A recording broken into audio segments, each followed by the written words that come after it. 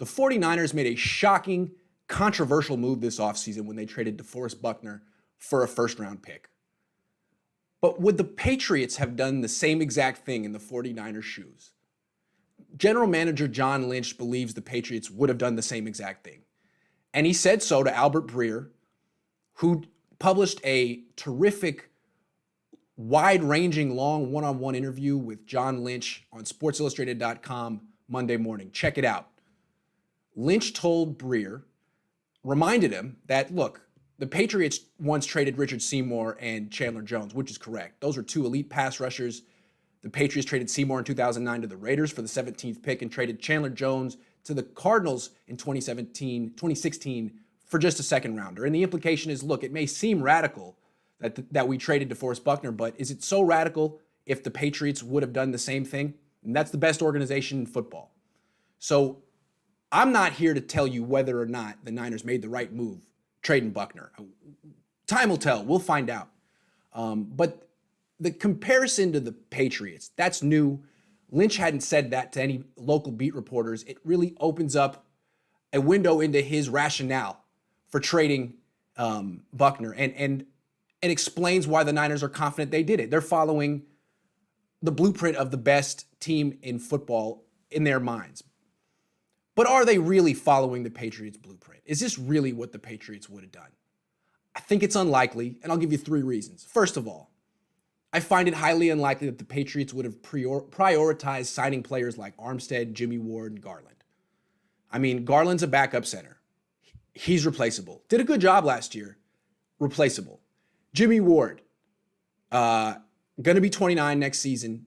Played well last year, but still missed a few games to start the season and hasn't played a full 16-game schedule since 2015.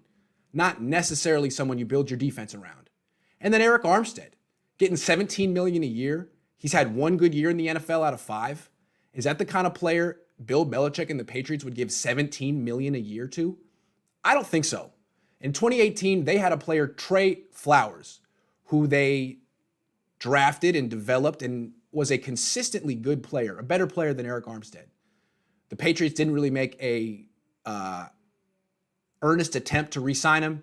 They let him go to the Lions, and he signed there for $18 million. So if the Patriots wouldn't have re-signed Trey Flowers, would they have made it their business to re-sign Eric Armstead? I don't think so. I think they would have been okay letting those 3 players walk if they had to.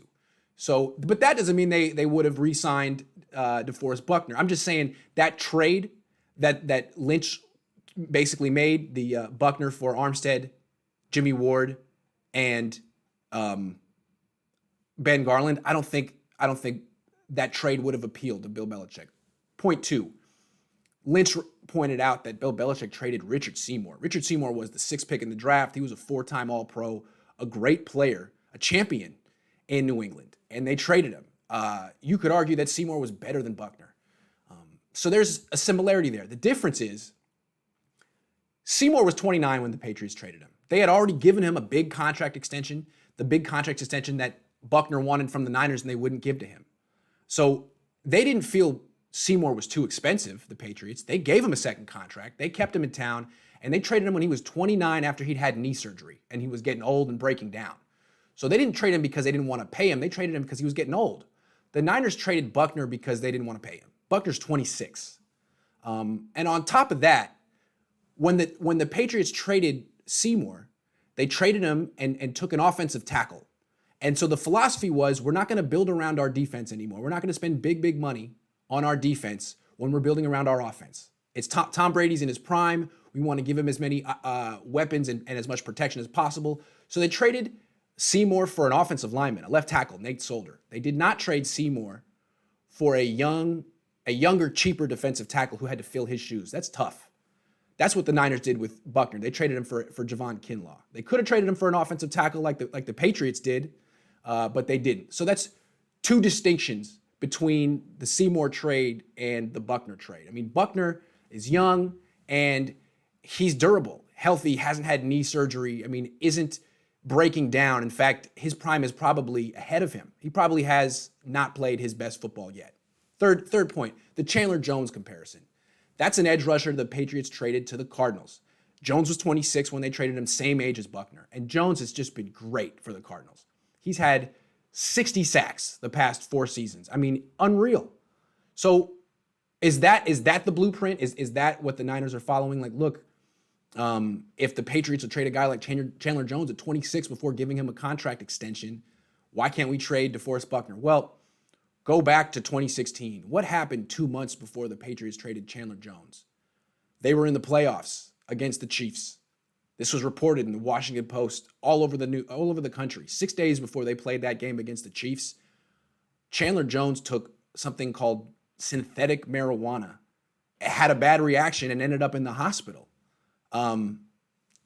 It could happen to anyone, but Bill Belichick doesn't seem like the kind of guy who's going to give top dollar to players who do things like that, especially right before a playoff game. So no surprise, as terrific and as talented as Chandler Jones is and as young as he was in 2016, the Patriots traded him for a second-round pick.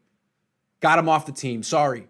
If you make decisions like that, you're not worth being a highly paid leader of our franchise.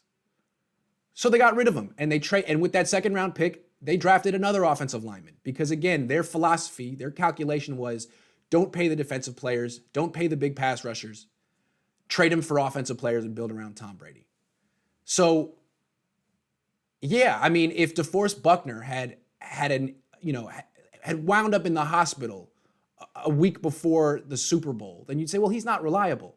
But Buckner hasn't done that for what we know. I mean, Buckner's elite in every single sense. He's talented, he produces, he's durable, he's dependable, he's mature, he's young.